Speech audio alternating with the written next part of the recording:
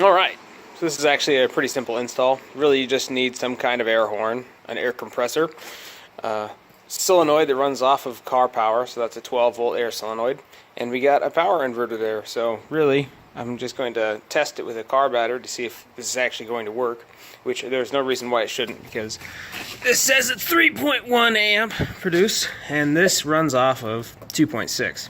So we should be good, but we're going to test it out anyway just to make sure. I'm going to guess that this isn't going to work super well, but we're going to give it a shot, because I think this battery is pretty dead because it's been sitting around a long time, but running into problems already.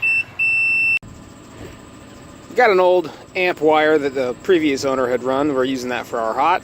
And we got a bolt over here that we're using for our neutral. Everything seems to be fired up, so let's see if the air compressor will work.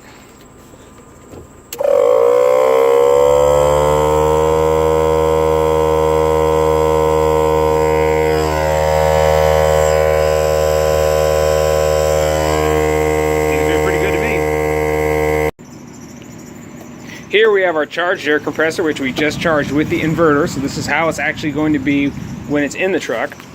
And we gotta perform a quick test just to make sure everything is going to work the way we want it to.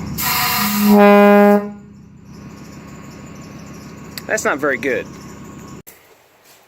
So basically all I really did was I removed the regulator that was over here, and I moved the emergency little release over to the other side so I can put the solenoid out front.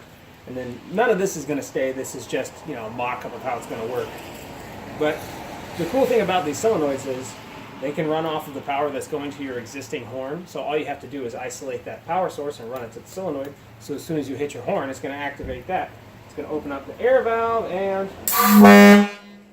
pretty cool little setup. The setup is admittedly hokey. Just found a spot on the frame where I could mount the actual horn on a bracket that I made. And then the air compressor is a little bit more legit.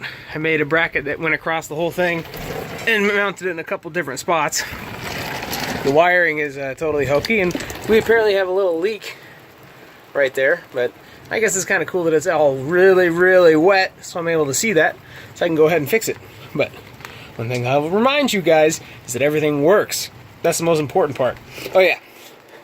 So that's the wire that goes into the actual cab of the truck where you're able to engage it.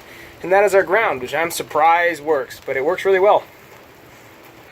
For me, this particular project is really special because I originally bought this horn in maybe 2005 or 2006. And I've just been hanging on to it this whole time. And I knew that I was going to do this eventually, and I never knew when. I don't know why I picked this beater truck to do it, but I guess the finances were right. It wasn't very expensive, but I'm a cheap guy. And I decided I was ready for it. And I didn't have a whole lot of time, so I just wired it up Stinger style. And I'm really happy.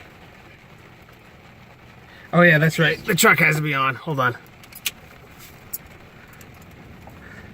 The dog doesn't like this very much. Can you sit down? Sit down.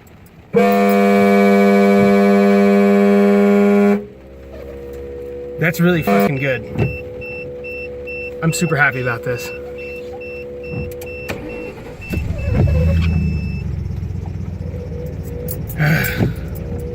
Today's a good day. I know, I'm sorry, baby. I know. We're going home, don't worry. I wonder what my next project is gonna be. Who knows?